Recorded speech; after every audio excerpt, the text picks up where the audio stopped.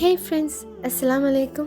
ഒരുപാട് ആളുകളുടെ മനസ്സിലുള്ള ഒരു ചോദ്യമാണ് നമസ്കാരം നമ്മുടെ ജീവിതം മാറ്റുമോ എന്ന്, അല്ലെങ്കിൽ നമസ്കാരം നമ്മുടെ ലൈഫിനെ പ്രിപ്പയർ ചെയ്യുമോ എന്ന്.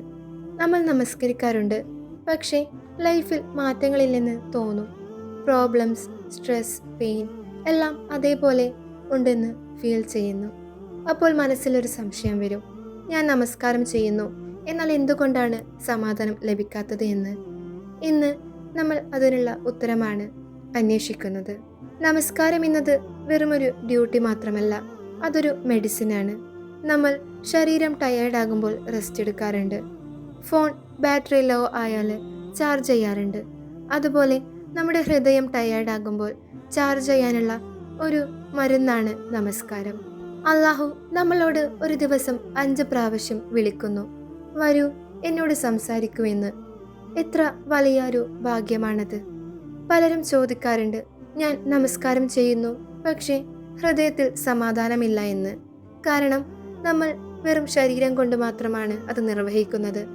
നമ്മുടെ ഹൃദയം നമസ്കാരത്തിൽ ബിസിയാണ്. നമസ്കാരത്തിൽ നമ്മൾ വേർഡ്സ് പറയാറുണ്ട്, പക്ഷേ നമ്മുടെ മനസ്സ് സോഷ്യൽ മീഡിയയിലും നമ്മുടെ മറ്റ് പ്രോബ്ലംസിലും വഴിതെറ്റിപ്പോകുന്നു. അതിനാൽ സമാധാനം ഫീൽ ചെയ്യണമെങ്കിൽ അവിടെ നമ്മുടെ ഹൃദയത്തിൻ്റെ അല്ലെങ്കിൽ മനസ്സിൻ്റെ പ്രസൻസ് ആവശ്യമാണ്. നിങ്ങൾ ഇമാജിൻ ചെയ്യുക, നീ ഏറ്റവും ഇഷ്ടമുള്ള ഒരാളോട് സംസാരിക്കുമ്പോൾ മൈൻഡ് പ്രസൻസ് അവിടെ ഇല്ലെങ്കിൽ ആ ഒരു കോൺവെർസേഷൻ മീനിങ് ഫുൾ ആയിരിക്കുമോ എന്ന്. ഇല്ല, കാരണം നമ്മുടെ മൈൻഡ് അവിടെ ഇല്ലെങ്കിൽ നമ്മൾ സംസാരിക്കുന്ന ഒരു കാര്യത്തിനും അർത്ഥമുണ്ടാകില്ല. അതുപോലെ നമസ്കാരം എന്നത് നമ്മളും അള്ളാഹുവുമായുള്ള ഒരു കണക്ഷനാണ്.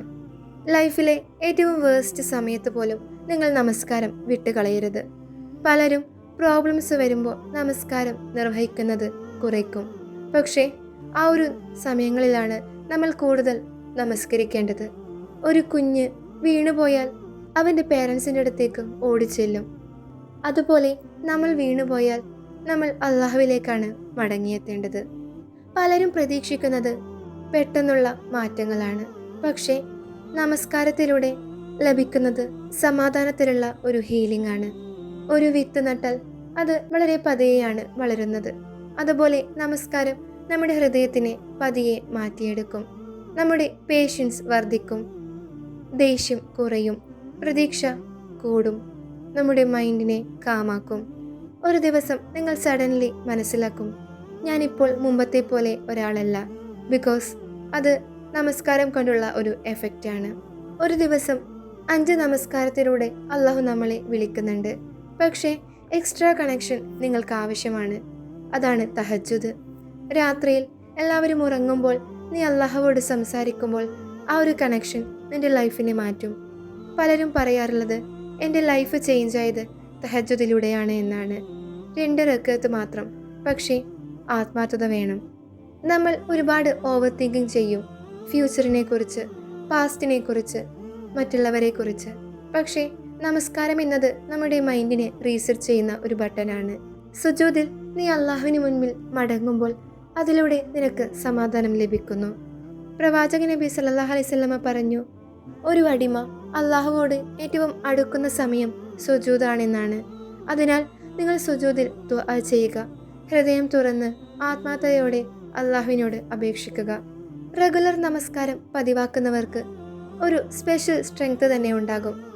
അവർക്ക് പ്രോബ്ലംസ് ഇല്ലെന്നല്ല, പക്ഷേ അത് ഹാൻഡിൽ ചെയ്യാനുള്ള ഒരു സ്ട്രെങ്ത് കൈവരും. ലൈഫ് റിപ്പയർ എന്നത് പ്രോബ്ലംസ് ഡിസപ്പിയർ ആകുന്നതല്ല, നിന്നെ കൂടുതൽ സ്ട്രോങ് ആക്കുന്നതാണ്.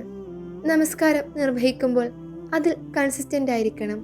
നിങ്ങൾക്ക് മിസ്സായി പോയാലും വീണ്ടും സ്റ്റാർട്ട് ചെയ്യുക. ഗിൽട്ട് കൊണ്ട് ഒരിക്കലും നിങ്ങൾ സ്റ്റോപ്പ് ചെയ്യരുത്. അള്ളാഹു നമ്മുടെ എഫേർട്ട് കാണുന്നുണ്ട്. ഒരു ചെറിയ സ്റ്റെപ്പ് പോലും അവൻ അപ്രിഷ്യേറ്റ് ചെയ്യും. ഫ്രണ്ട്സ്, നിന്റെ ലൈഫ് ഒരുപാട് ഹെവിയാണോ? നിന്റെ മൈൻഡ് വളരെ ടയേർഡാണോ? ഹൃദയം തകർന്നതുപോലെ തോന്നുന്നുണ്ടോ? നിങ്ങൾ നമസ്കാരം വിട്ടുകളയരുത്. കാരണം അതൊരു ഡ്യൂട്ടി മാത്രമല്ല, നമ്മുടെ ലൈഫ് ലൈനാണ്. ഒരു ദിവസം നീ തിരിച്ചറിയും, എന്നെ രക്ഷിച്ചത് നമസ്കാരമായിരുന്നു എന്ന്.